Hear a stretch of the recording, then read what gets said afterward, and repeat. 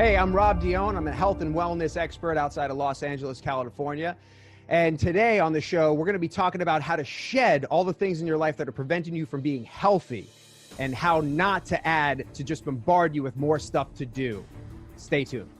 Congratulations! You are tuned into Dov Baron's Leadership and Loyalty Show, the #1 podcast for Fortune 500 executives and those who are dedicated to creating a quantum leap in leadership. Your host, Dov Baron, is the founder of FullMontyLeadership.com. He's an executive mentor to leaders like you, a contributing writer for Entrepreneur Magazine, CEO World, and he's been featured on CNN, Fox, CBS, and many other notable sites. Dov Baron is an international business speaker who was named by Inc. magazine as one of the top 100 leadership speakers to hire. Now, over to Dov Baron.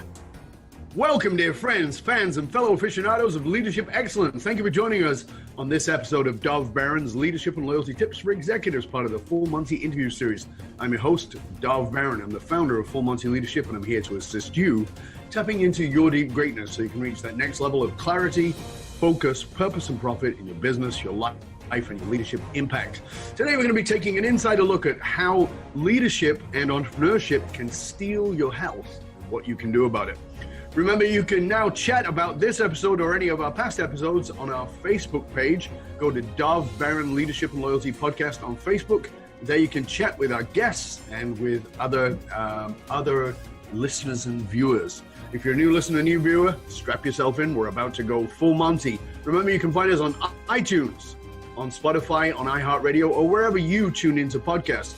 And we always need your help in staying relevant, so please get yourself over to iTunes, rate, review, and subscribe to the show. As you will see, many of our guests have done exactly that. When you do, also, you can go back to that Facebook page and let us know, and we'll maybe give you a shout out on live show. You can catch us also on traditional radio stations across the United States every Monday and Thursday, all the way from Philadelphia to Colorado. Also, you can look for us on Roku TV, where we have over 100,000 subscribers. And if you're a regular listener, big thank you to you for making us the #1 podcast globally for Fortune 500 listeners. With a potential reach of 2.5 to 4 million listeners for every show, we're honored and grateful to be cited by Inc.com as the #1 podcast to make you a better leader. And by the way, you can listen to us on Google Home and Alexa by simply saying, play Dov Baron podcast. Again, thank you for sharing the show with everybody you know. All right, let's strip it down, dive right in. As a leader, whether you're a CEO, someone in the C-suite, sales leader, entrepreneur, or leader in any capacity, you know that the demands of being a leader can sometimes be completely overwhelming. So many things that are important end up getting shoved onto the back burner, including your health. You know, it goes, you're away, you're in client meetings, you're at conferences, lunches, functions, and before you know it, that six-pack, well, it's turned into a beer barrel. At that point, you might be thinking that getting back in shape might be bordering on the impossible. It's certainly a long haul. But what if there's a way to drop the weight and stay healthy fast? Well, stay tuned, because our guest today is Rob Dionne. Rob is an expert at helping leaders and entrepreneurs prioritize their health within their hectic schedules. Rob is also the host of Open Sky Fitness podcast. But what's really relevant to you is he is the creator of an 8-week weight loss and body weight workout program called the Sky Fit Challenge, which has helped his challengers to lose anywhere between 8 and 30 pounds in just 8 weeks. More importantly, keep that weight off. As a busy entrepreneur, husband, and dad, juggling a full roster of clients, Rob has become an expert at prioritizing what's most important in order to keep making progress in all areas of his life. He specializes in helping busy people like you get out from behind their desks and carve out the time for a better quality of life for themselves and their families, and why the traditional approach to weight loss is a complete waste of time.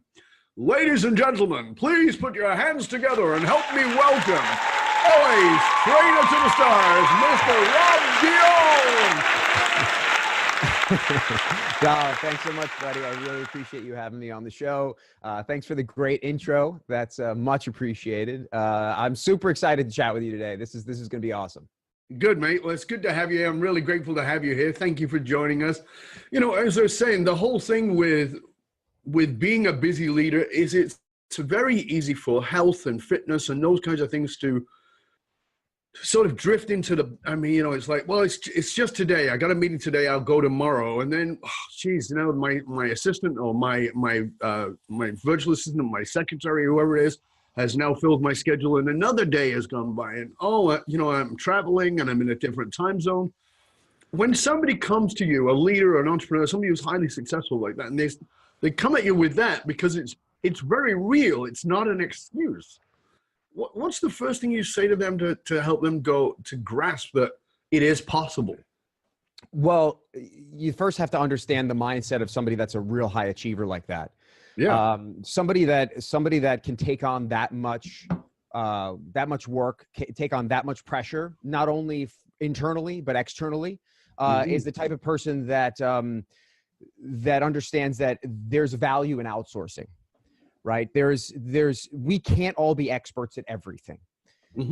And to give somebody the pass, especially somebody that's at that level, some higher executive, to give them the pass, to let them know that this is something that I will take off your plate and that I will outsource, where it's only existed in your schedule. Because if you are a high achiever like that, or you're running a company, your schedule is everything. You're literally jam-packed from potentially 5 a.m. until 9:30, 10 o'clock at night, and then rinse and repeat for the next day. So unless it exists in your schedule, it's not going to happen. So what I instill in my clients is let's create the urgency and let's make this a priority. It doesn't have to exist within your mind, because a lot of people think that they have to be like, I have to be really, I have to think about eating healthy all the time. I have to think about working out all the time. And the reality of it is, it doesn't have to be that way.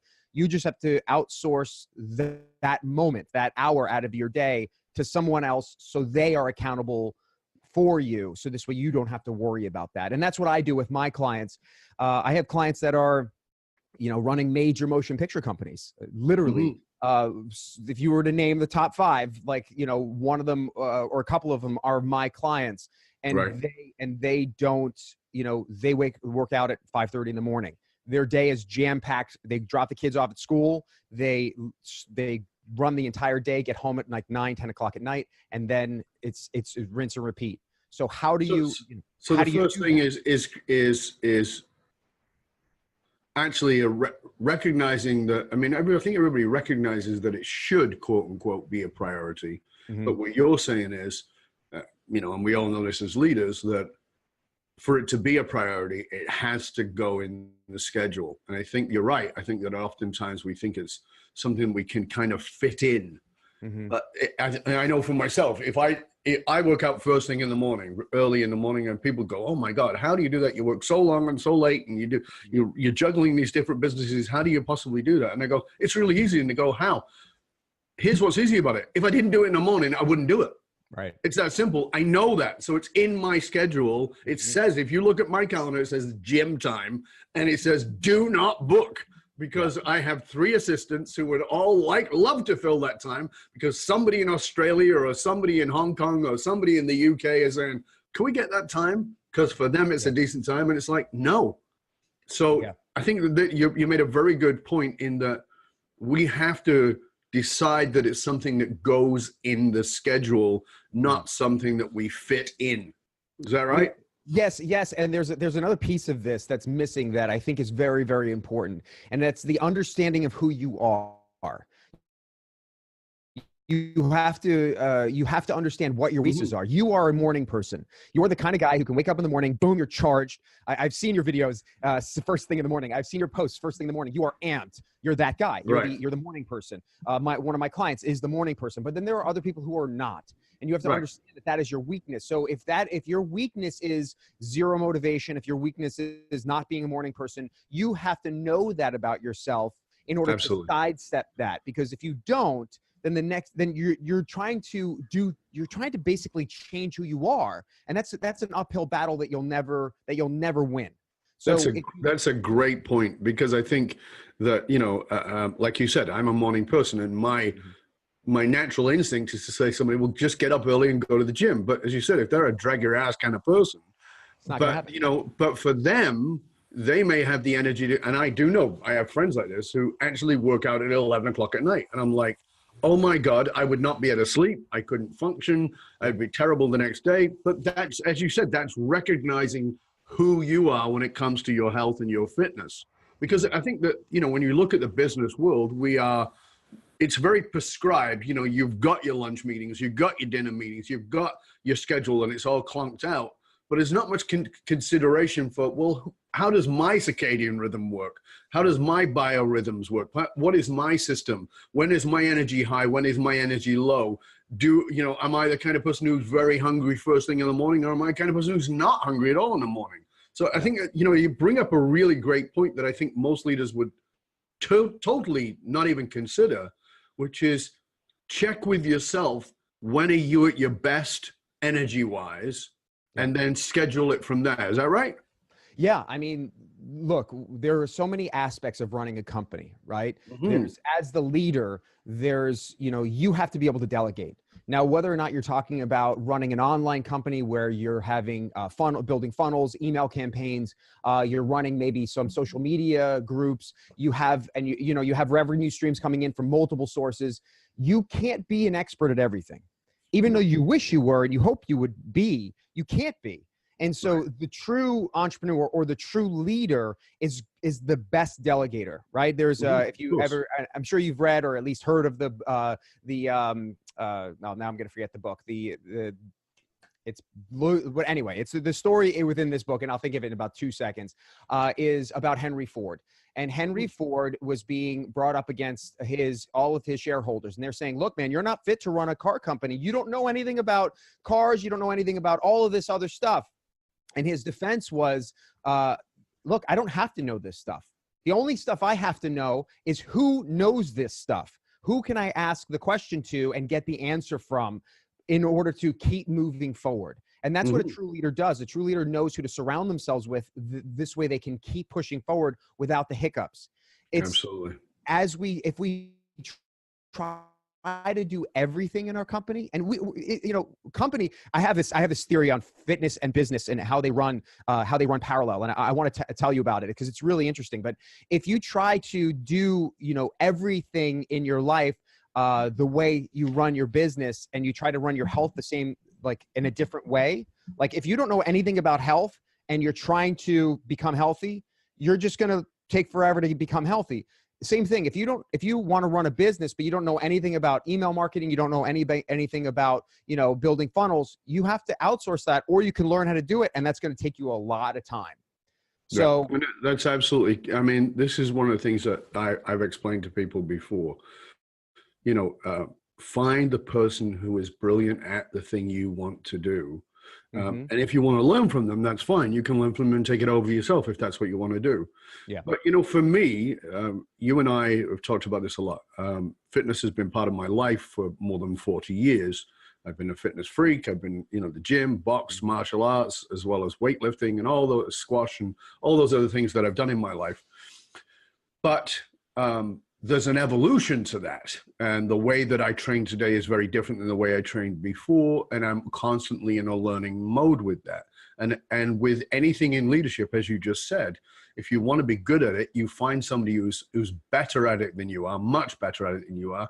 You either outsource it to them directly because you don't need to do it, or you learn how to do it. And oftentimes we are too damn busy as leaders to learn how to do it. And having a great trainer, having a great fitness, listen, like I said, I've been training for 40 years.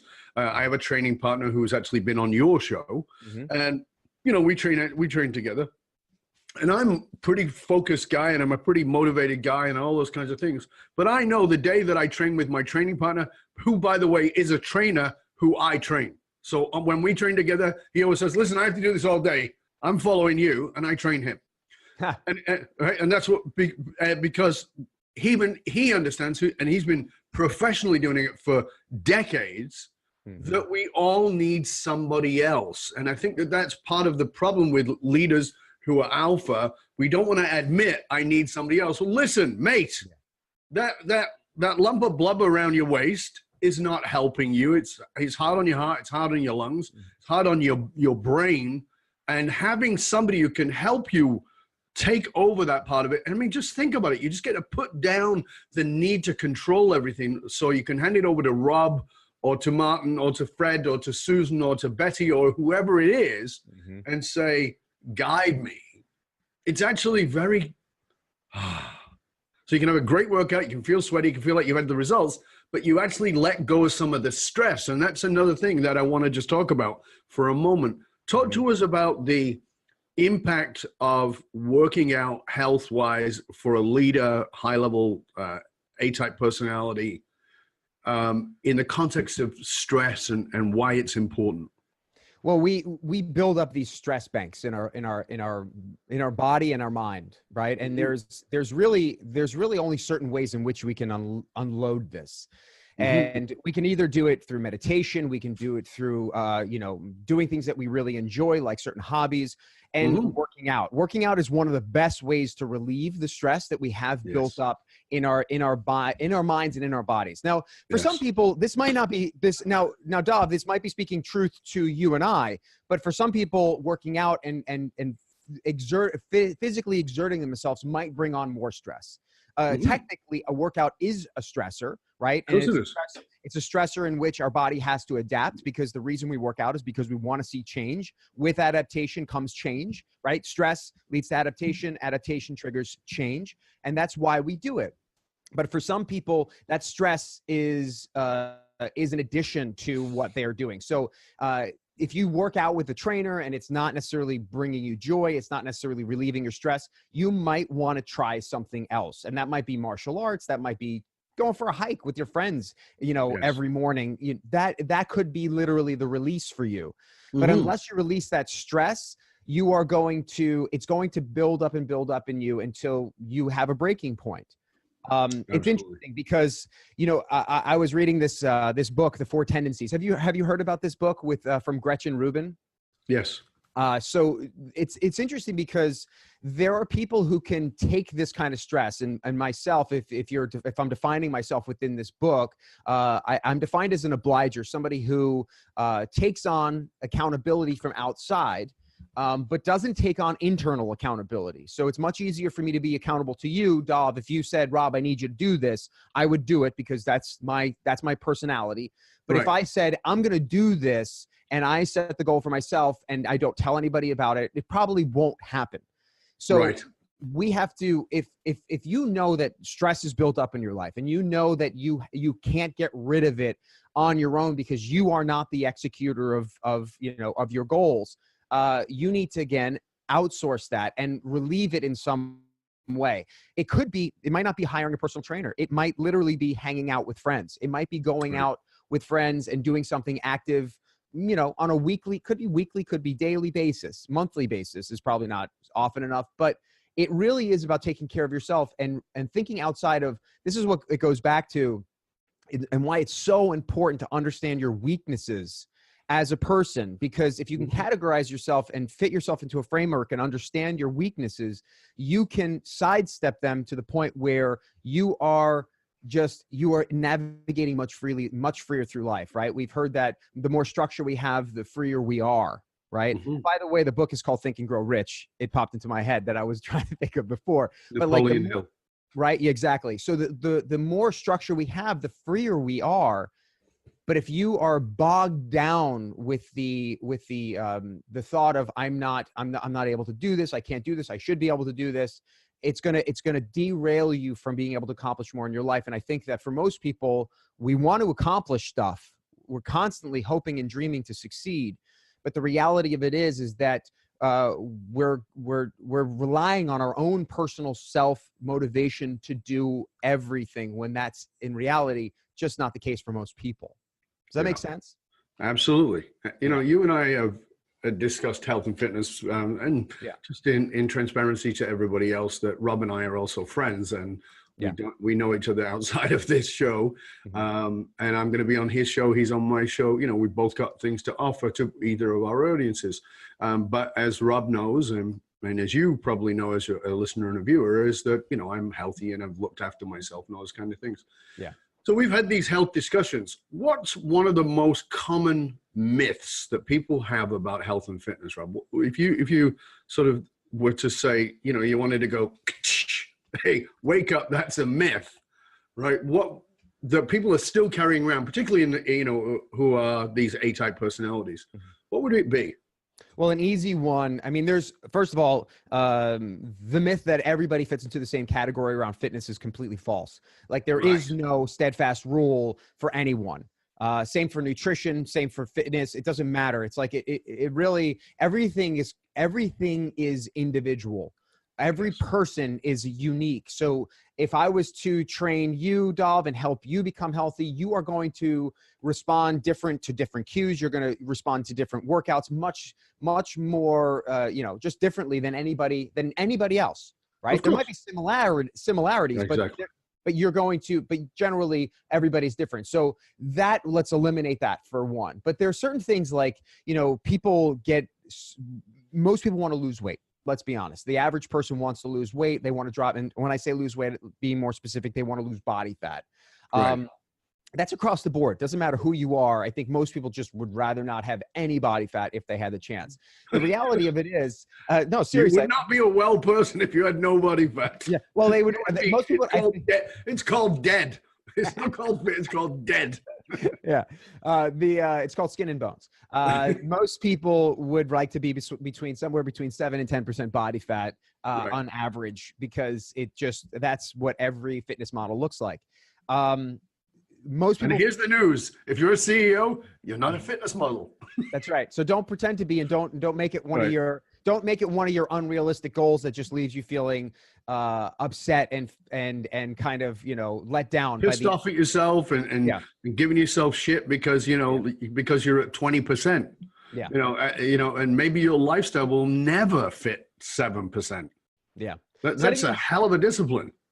Yeah, setting these unrealistic goals is definitely a problem, you know, and I think a lot of it has to do with social media and Instagram and all these different, you know, Pinterest posts that people are putting out there of how they've gotten 6 packs in 6 weeks, or it's ridiculous. You know, there's just no, if that's not your body type and that's not your lifestyle, then there's no reason to aim for that. But people just want it in this world because they think that that's what's going to make them happy. And it's funny because I was working out this morning in my garage and I wrote down on my whiteboard in there, which is, you know, usually for clients workouts and stuff like that. But I wrote, you know, people are searching for happiness. That's what people are searching for, whether it's in anything that they're trying to accomplish, whether it's success, it's money, it's relationships, it's love, it's health. They're looking for happiness. They're looking for a sense of self-worth in their day to day.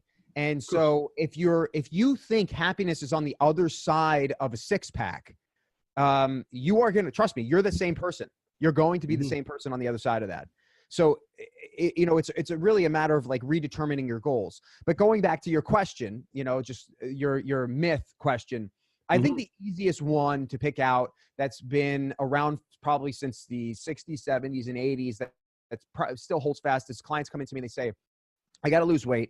So I know I got to be doing cardio every day. You know, I got to do an hour of cardio every day. And the reality of it is that that's just not the case. Because like I said, the goal is to lose body fat, right? Right. If you're doing excess amount of cardio every single day when I say that, I mean like anywhere from 45 minutes to 90 minutes of cardio every single day, generally what you're going to be doing is burning off muscle mass. And the other side of doing cardio is when you do cardio specifically like LISS, which is low intensity steady state cardio, you're only burning calories while you're doing that cardio, right? So that just sucks, man, because that means that you have to be on the treadmill in order to burn those calories. So what if there was a way to burn those calories more consistently throughout the day, but actually work out less, right? So, and there is, I think that would be quite appealing to most leaders. Right? Yeah. Because what we want to do is we want to maximize the time that we're spending in the gym, and we want to, you know, for the most amount of results. I think we want that in everything in life, right? We want the least. I was going to say that would be a general overview of life. Can I do the minimum and get the maximum, please? Yeah. And there is a type of working out that does provide that. And so rather than LISS, LISS, low intensity steady state, you transition to doing things that are more HIIT, high intensity interval training. And so that could literally be on a treadmill. It could be doing body weight workouts. It can be lifting. You can do this in any form, whatever that you already enjoy. You don't have to change your workout modalities, what you're doing. You just have to change the way in which you're doing it. So let's say you are a guy that normally shows up at the gym, and he shows up at the gym, he brings his magazine, and you walk, or you're listening to some podcast for an hour, and you just take a walk or a jog for an hour, same tempo every single day. And, you know, good luck. Maybe the first few months of that actually yielded you some results because your body was adapting to something that you'd never done before.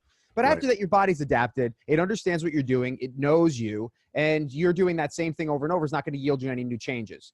However, if you cut that hour workout down to 20 minutes and you do an hour, you do a 1 minute sprint or a 30-second sprint, whatever you're capable of doing, and then you bring it down to a 3-minute jog or a walk or whatever you need to recover from that sprint, and you repeat that for 20 minutes, you're going to trigger adaptation in your body. Now, will you adapt to that kind of training? Sure. If you're doing it every day for 3 months, yes, you're going to adapt. But the great thing about high intensity training is that all you need to do is then change variables. You can either up the amount of time you're sprinting, you lessen the amount of time that you have for rest, maybe you throw in some burpees between your sprints. You know, you can do all kinds of different variables.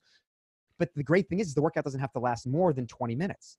And if you include maybe a 10, 15-minute warm up, 10, 15-minute cool down, then you're looking at 45 minutes in the gym. So it's not like it's not crazy that you took all the time to drive to the gym and then drive home. If you're like, well, why am I going to even go to the gym if I'm only going to be, working out for 20 minutes? Well, if you factor other things in like mobility and, stretching and yoga or whatever it is that you want to improve on specifically around your general fitness, you'll be there for a good, 45 minutes to an hour if you want to be. But the reality of it is you don't need to if your goal is to just lose body fat. Right. So this is really great stuff, and this is actually really important for our viewers and our listeners to get. And if you've been a fan of mine off the show and you follow us on YouTube, you'll see if you actually can go into a category there, and it's called Sweaty Leadership Tips. And those are leadership tips that I give actually from the gym when I am sweaty. And they show the metaphor of working out to leadership and why those things are really important. And one of the things we talk about I've done actual several videos on adaptation, and if you think about putting the principles, because this is why I wanted Rob on here today, because this is what I want you to grasp. If you think about putting the principles that you put to use in your leadership, and you probably just never thought of it before, and you put them into the context of fitness, you suddenly go, oh shit, I know how to do that.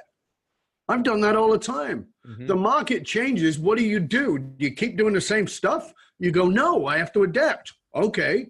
Well, or your business flattens out and it levels and it plateaus, and you go, what do? I mean, I've got this, there's a video in YouTube that I did around this, where I said there's a guy, and I actually got a clip of him a little bit in my background because was kind of mean, but I didn't want to be rude to him. But he's in the background. This guy was in the gym every day. I was there for 3 years. I saw him at the same gym. The guy body never changed, and he was always there, and he was always there for the same time, and he wasn't lazy. It wasn't like he was walking around the gym chatting to girls. He was there. He was working out, but his body never changed.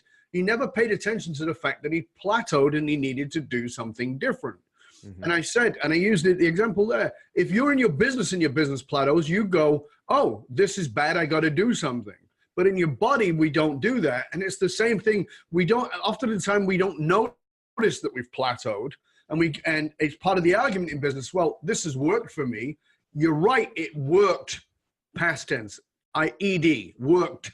It's not working, ing, which is active in the moment.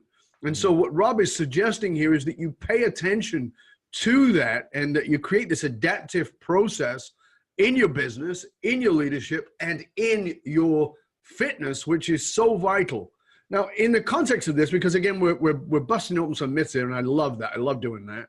So let's look at the next myth, which is the biggest category for me, which is all of us grew up with this crazy ass idea, as far as I'm concerned anyway, crazy ass idea of the food pyramid.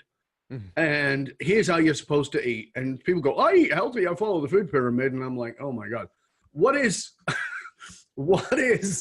from your point of view, what is one of the most common myths that people believe about eating?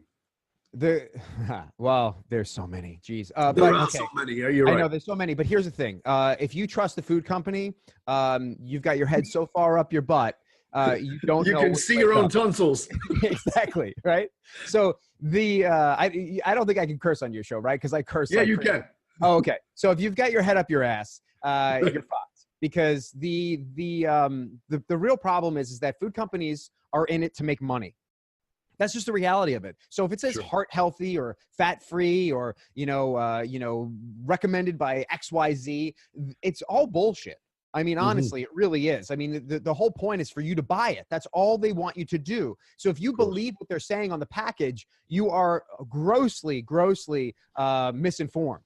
Right. So here's the thing. Being healthy and eating healthy is so unbelievably simple. It's just mind blowing to me that people can't get it.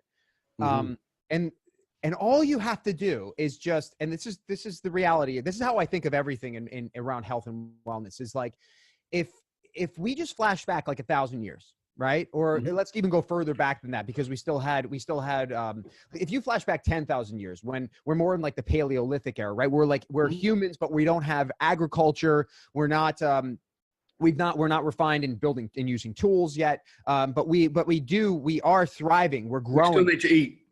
We're eating on a regular basis. Anything that was available there would have been something that you should probably be eating, right? Whether or not it's a free roaming animal that you can kill and eat or hunt and eat, whether it be vegetation that grows out of the ground naturally, right? And yes, now we have farms, so we can eat broccoli and the vegetables from 10,000 years ago would be much different than they are now. But we've, and they've been modified, which is, better still if, compared to the alternatives, which is packaged foods. But if we focus mostly on just eating meat, vegetables, things that were alive, you just keep this in mind. Was it alive at one point? Did it have eyes or breathe in some way? Right? Those are really good guidelines. So nuts, seeds are really good. Fruits and vegetables, obviously, right? And those are basically the guidelines. Now, you can get more specific and you could say, oh, I'm paleo, so I don't eat grains and legumes and, I don't eat that much fruit, right? And you could say, oh, I'm eating keto, but I'm having mostly fats as my diet, right? We can mess with the macronutrient profiles. We can mess with, the specifics of what exactly you're consuming based on your ideologies or whatever. But the reality of it is if you're eating whole foods that were alive at one point, breathing in some capacity, you are going to be ahead of 95% of people. That's just the reality. So let's bump right into that, because I guarantee there are people watching, listening to us who are vegan. And, okay. Yeah, that's eyes fine. and breathing is definitely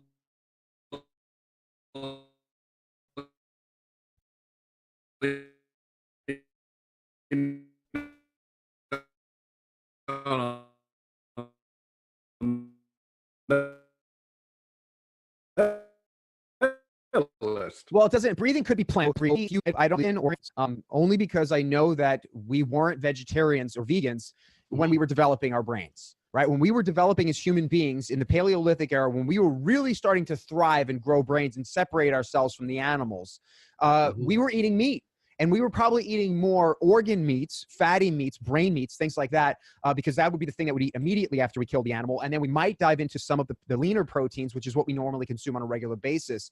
But the fats is what feeds our brains, right? The fats from those meats, from those animals is what feeds our brains and makes us develop, right? So if you're a vegetarian or vegan and you're not eating because you don't like the idea of killing animals, maybe you don't think it's environmentally friendly, that's fine. But that's just because you have an ideological stance on what you think is right for people, for humanity, for the world, right? And that's fine with me. You can have that, but it's not necessarily, in my opinion, the healthiest choice.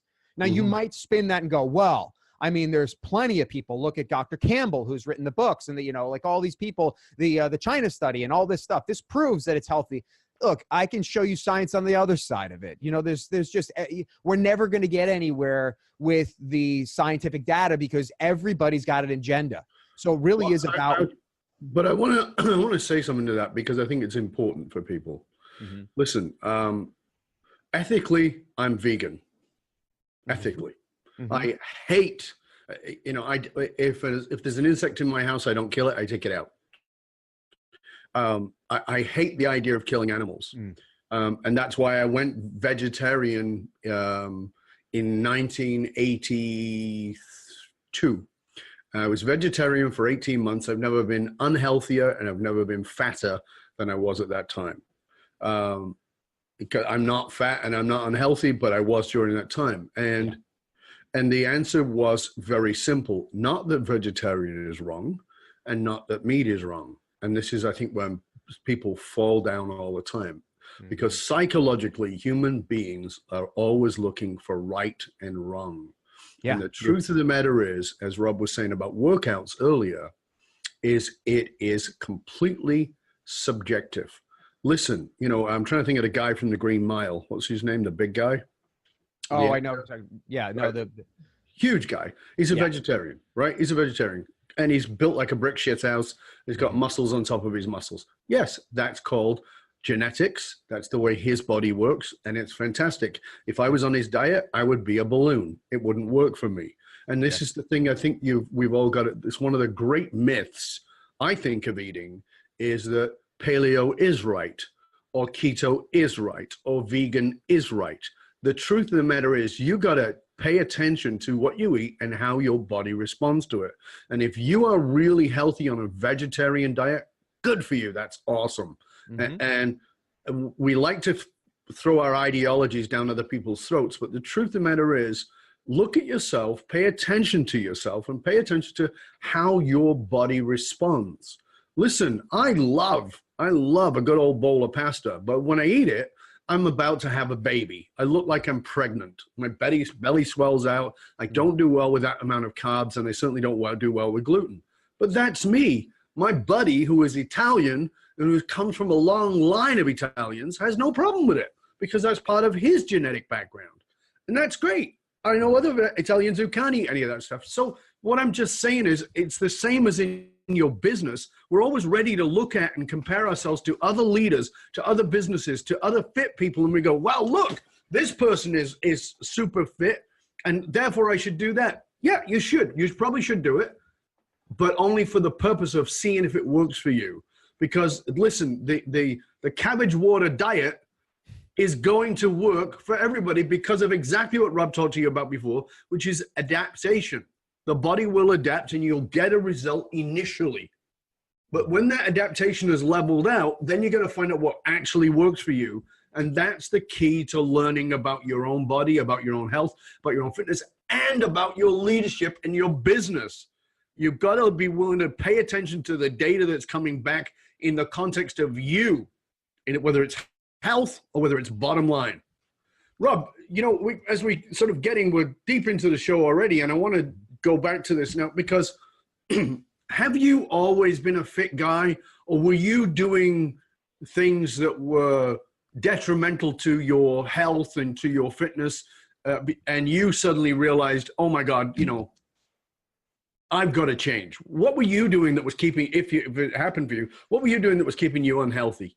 Well, I was always an athletic guy. I loved doing things. Now, I do really well with outside accountability, right? I do really well with somebody inviting me to go work out or me setting up dates for working out with other people in advance. I do well with that. So in my 20s, I'm going to exclude teenage years because I think, I grew up as an athlete. As a young kid athlete, it doesn't matter what you eat. For some people, I was lucky enough that I never gained weight. I never had a problem. Right. In my 20s, I was less consistent with my working out, but I would work out here and there. But I was still in my 20s, so I didn't gain crazy amounts of weight until my late 20s, early 30s, when I got married, and I started to put on a couple extra pounds, and I started noticing it. I was 10 pounds heavier, 20 pounds heavier than I had been. I was in my early 20s. I was probably in the 160s range in my early 20s, and then I bounced up to like the 190 range in my late 20s, early 30s. And I didn't notice this really until my wife took a picture of me when I was standing at a waterfall on our honeymoon. And she takes this picture. I was totally caught off guard. I'm kind of looking off to the side, and she's like, Rob, and I go, turn around, and I go, what? And she snaps this picture, and I'm like, and then I see it, and my gut's hanging out, and I was totally, I didn't have time to suck it in. And I said, is that what I look like? And it was a real eye opener for me. So I started working out, more consistently. And I wasn't losing any weight because I wasn't really, first of all, I wasn't changing what I was doing in my workouts. I was doing the same thing that I had always done from the time I learned how to work out when I was like 15 years old.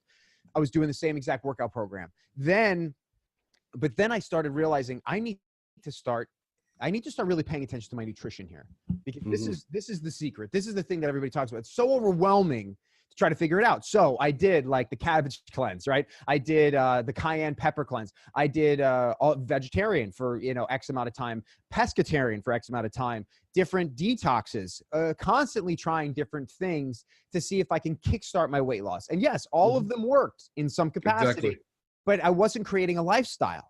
Right. What I was doing was just looking for a shortcut. And I think that's the same thing for a lot of people in business. We're always looking for the shortcut. Somebody just give me the solution to make my business run like a top. And then maximum benefit for minimum effort. That's what we all want.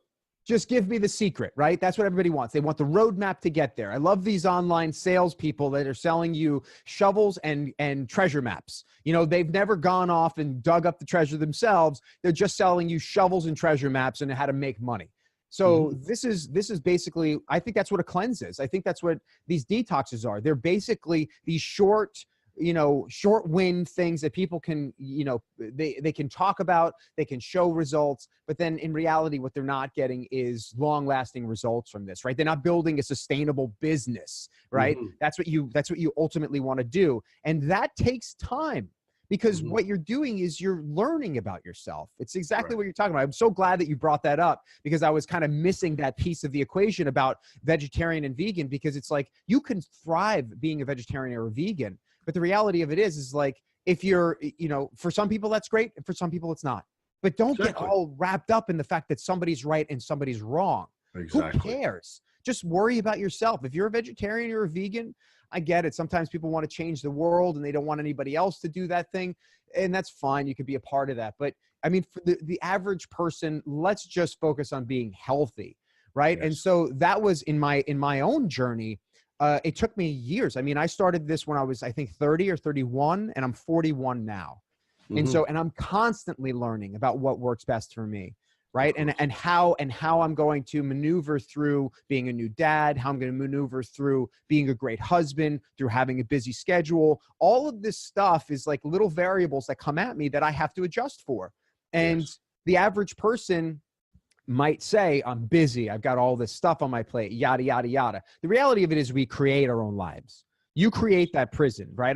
I talked about that. Was one of the things that early on I hired a business coach very early on. And I said, I feel like I'm such a creative person, but I feel like I create and then I build and then I create. And then next thing I know, I have a prison that I have to consistently monitor and manage. It's like all of a sudden I have all of these ball and chains locking me down to this thing that I've created that I haven't necessarily automated yet. Right. So this is the thing that I kind of learned about myself. So instead, what I do now is I'm trying to pull back and you do just the things that are effective, right? You have just those habits. So when my wife and I go food shopping, generally it's right to the meat section. It's right to the vegetable section. Sure. Sometimes we buy some processed foods, or we buy some maybe gluten-free bread or something like that. But the reality of it is it's not necessarily part of our regular menu. It's just, we've learned how to balance it out for ourselves where we are highly functional at that. We don't gain body fat from having that specific lifestyle, but that's something it took us years to figure out.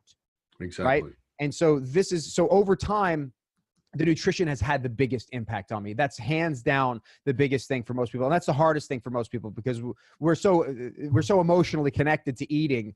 It is a really difficult thing to change. One of the things I joked about, and you sent me a text message yesterday, was like the generational eating topic. It's like, Rob, this is a leadership show. Like, nobody cares about generational eating. And I'm like, yeah, I get it. I mean, it's a leadership topic, but we're so connected to the way we grew up. You talked about your Italian buddy who grew up with gluten, grew up eating pasta and bread and all that stuff. Well, I grew up with that. Sure. I grew up in an Italian family where every Sunday. Really, with your name, Dionne? I would never have guessed. Well, actually, I thought you were from Japan. But Dionne is actually a French Canadian word. It's a name.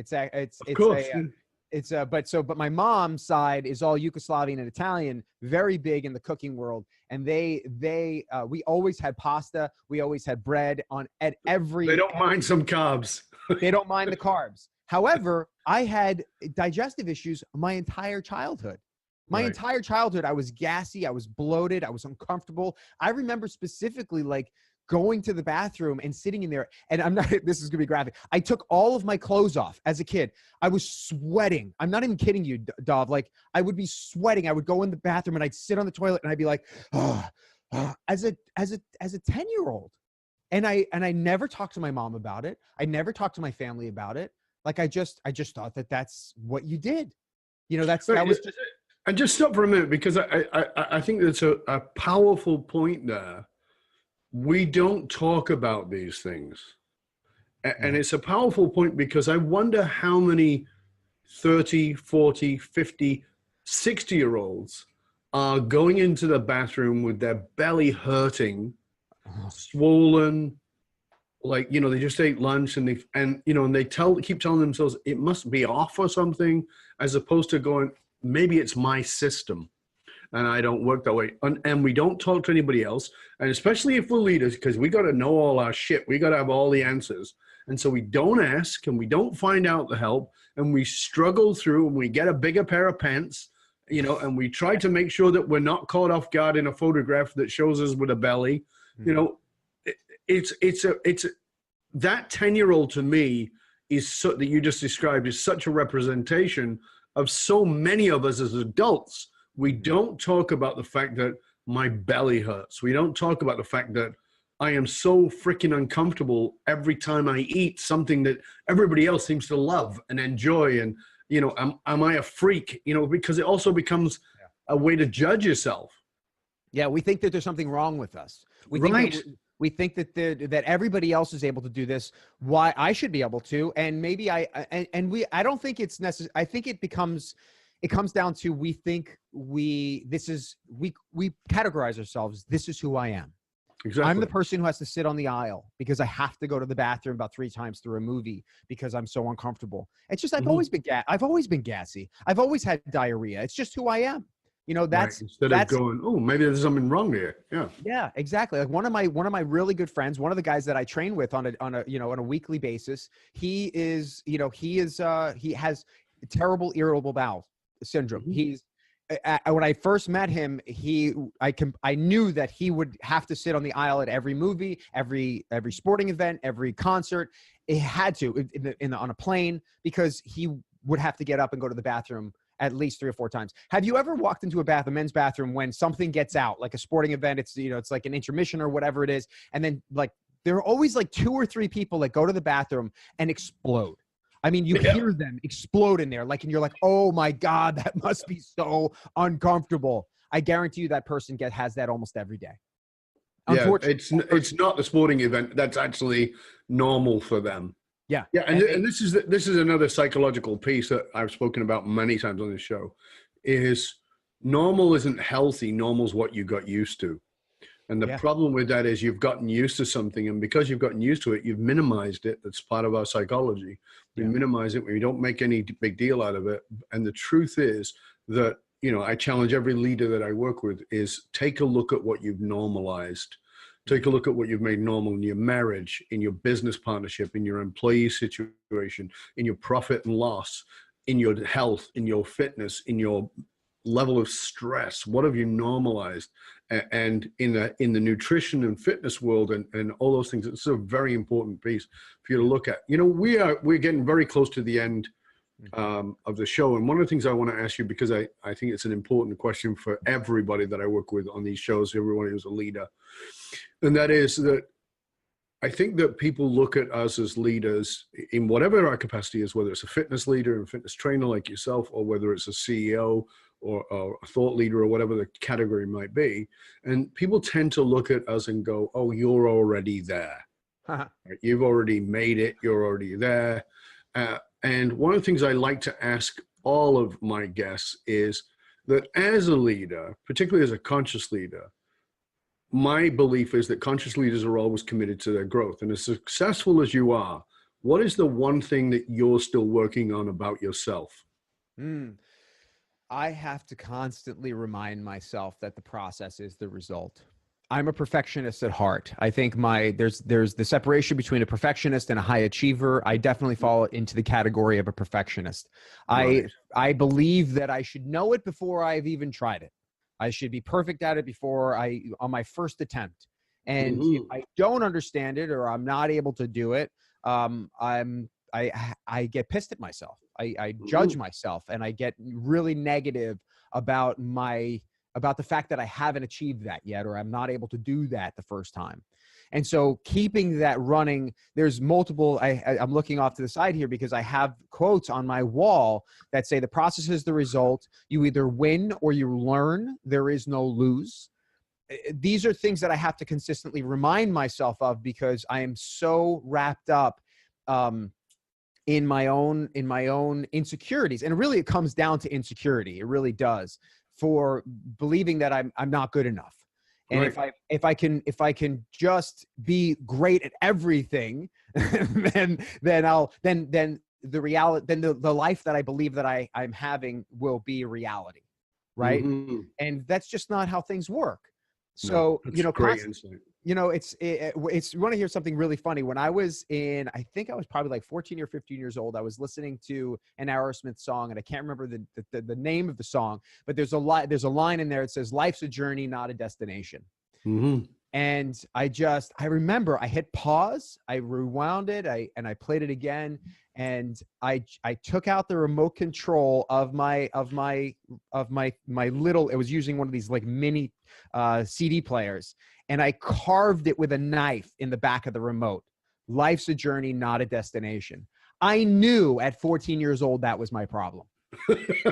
That's awesome. Isn't that crazy? Is awesome. But you see, this is the thing, and again, this is great guidance for leaders because in the work that I do with leaders, as you know, I work with these high-level individuals and helping them to come to the very best. And one of the things I will say to them all the time is, it's not a new problem. I don't know what it is, but it's not a new problem.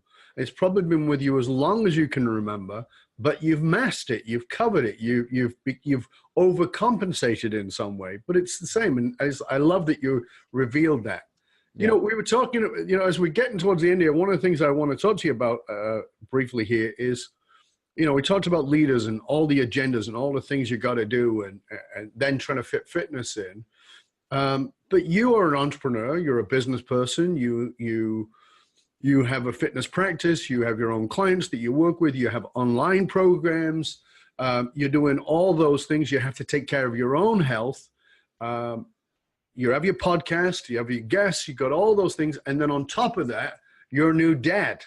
So talk to us about how that has impacted how priorities shift for you. Because I know, you and I have talked about it, how much joy you're getting from being a new dad, but new dad means less sleep, more demands, and somebody could say, and I've used this analogy many times, starting a new business is like having a new baby. It's a new business. It's got more demands. You get less sleep. So talk to us about how you're managing to juggle that and still do all the things you need to do. Well, that's a great question. And here's the thing. I think that everybody should, anybody that's super busy and that feels like their head's kind of spinning out of control should have a kid. I really do. Like, just go off right now, have a kid. Yeah, sure. Just pop one. I'll pop one out for 4 minutes. Give me a minute. So one of the things you and I have talked about in length in the past is the fact that we both have gone through extensive therapy.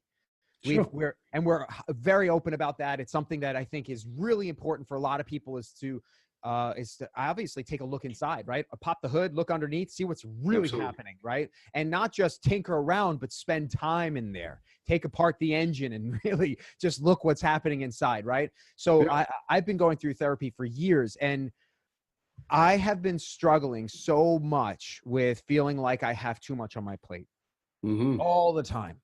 I take on way too much. And, you know, this online program that I'm doing, the podcast that I have going on, my one-on-one clients that I have real estate investments. I have 2 Airbnbs, 4 apartments that I rent, and I'm managing all of that. And I've also managing a relationship with my wife and, you know, and my relationships with all my friends, just trying to create all the time and keep all the balls in the air at the same exact time. And I was looking for something to help give me clarity as to what is the most important thing, right? Because that's one of the things that I think as entrepreneurs, we all want to know. That's why we hire coaches, because we need somebody to point us in a direction and just say, go that way, that way. And don't look at anything else. Put the blinders on, just go that way. Forget about all this stuff. That is so difficult as an entrepreneur to do, because we're so creative. Our minds just work in a different way than the average 9-to-5er. So for me, I was so looking forward to this baby, because I needed like the hardest, firmest smack in the face back to reality of like what is important. And man, did it work. You think this shit's important? It's now 3:00 in the morning and I am going to scream and you are going to give me your attention. Right. Exactly. And, you know, it's so amazing to me because, you know, I was able to now what I'm doing now, right now, I mean, literally in these moments in the last 8, well, we're going on 11 weeks coming this Sunday. I've been shedding away the layers, man. I'm getting rid of so much stuff. I'm just not important, not making money at it. Not important. You know, is this really important to my relationship, or, you know, is going to move my family forward? Not important. And it's amazing because, it's allowed me to really dial back, and all of a sudden I feel like I can breathe. You know, we take on all of this responsibility as entrepreneurs, as these people pleasers, right? We want to take care of everybody around us, and we want to be known as the person who takes care of everybody. It's really important to us. It's ridiculous. It's like, it's so important that everybody knows that I'm the one who's got it together. Come to me if you need help, and I will help you, because I can control and I can manage all of this, right? There's a lot of people out there that can't. I'm the guy who can. Yep.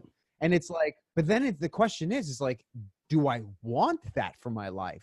Do I need to be that guy? Right. I know that I've created that in my life where I've become that guy, but do I really need that? Is there a return on that investment of all my time and energy? Is there really a return besides me feeling like I fit into the category now? I fit into the category of the guy who does everything for everybody and who could accomplish just about anything when all the pressure's on.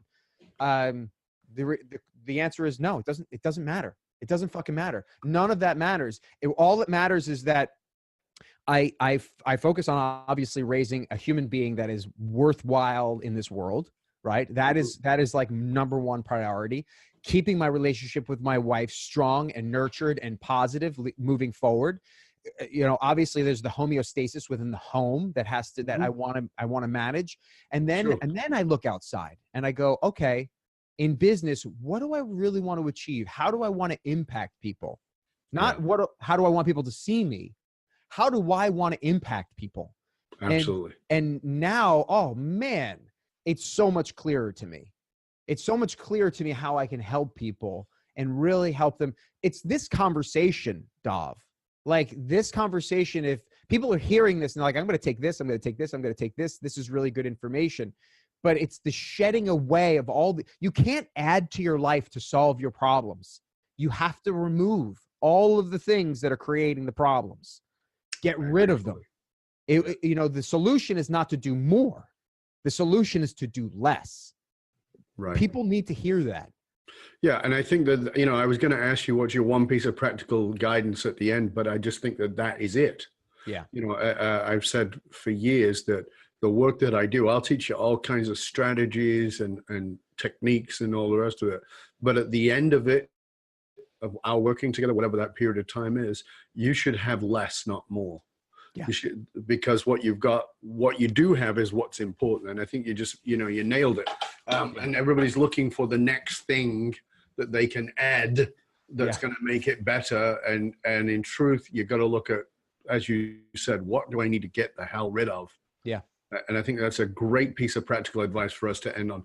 Rob, thank you so much. This has been awesome. I really enjoyed our conversation. Please tell our viewers and our listeners where they can find out more about you, about your company, about your resources, how they can just generally find out more about what it is that you do.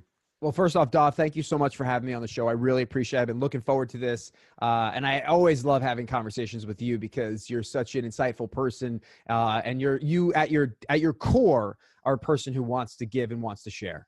So I appreciate that. So thank you, for having me. And if people are interested in finding out more about me, my website is openskyfitness.com.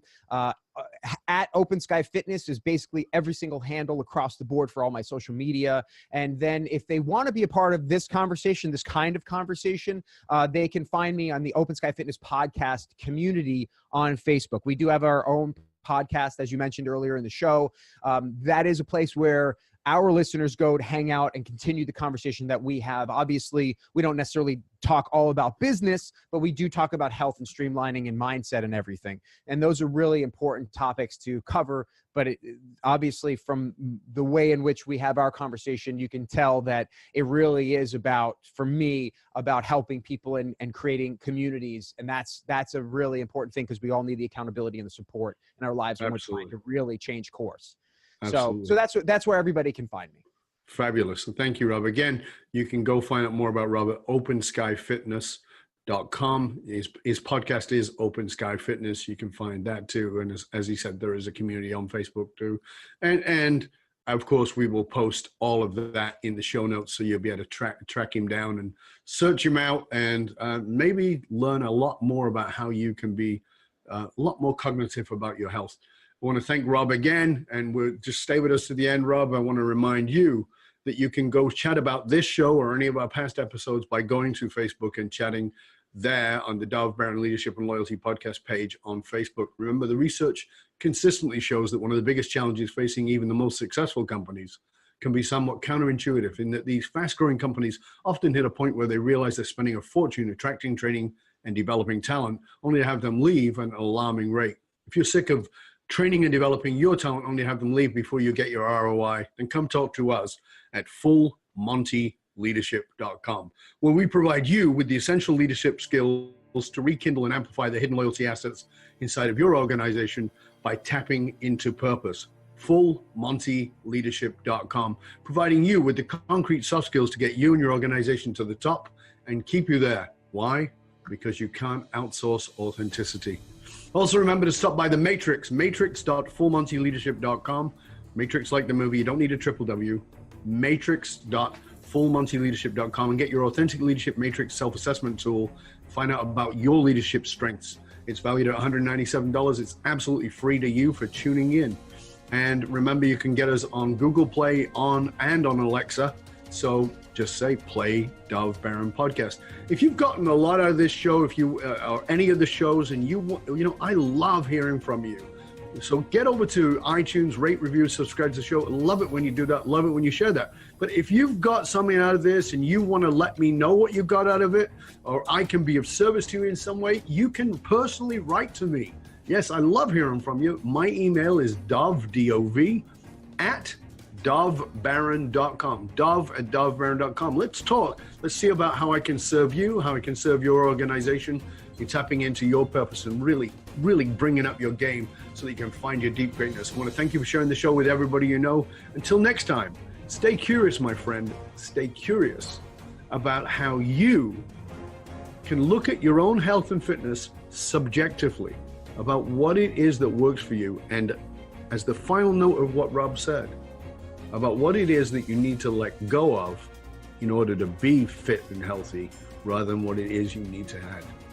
I'm Dov Baron. I'm here to assist you tapping into your deep greatness to reach that next level of clarity, focus, purpose and profit in your business, your life, and your leadership impact. And I am out.